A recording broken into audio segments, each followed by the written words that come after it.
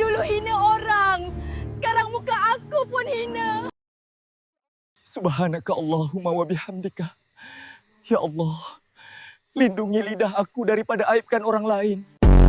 Aku dulu malas solat. Sekarang aku terikat sampai kiamat.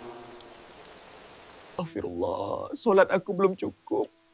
Ya Allah, tetapkan aku dalam iman sebelum aku terikat macam dia. Aku mati sebab dendam.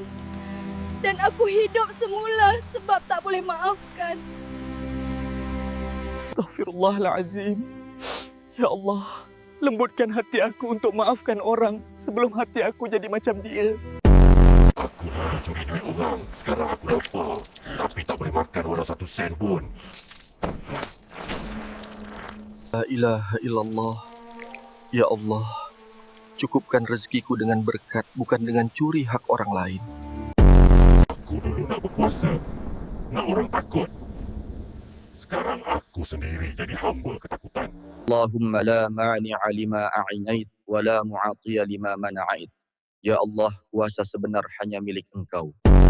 Dulu kita takut hantu sebab rupa dia menakutkan. Tapi sebenarnya yang lebih menakutkan ialah bila hati manusia sendiri jadi tempat lahirnya makhluk macam tu. Bila dendam, tamak, sombong dan aib orang lain jadi hiburan kita, masa tu kita bukan takutkan hantu lagi. Tapi kita dah mula jadi hantu tu sendiri.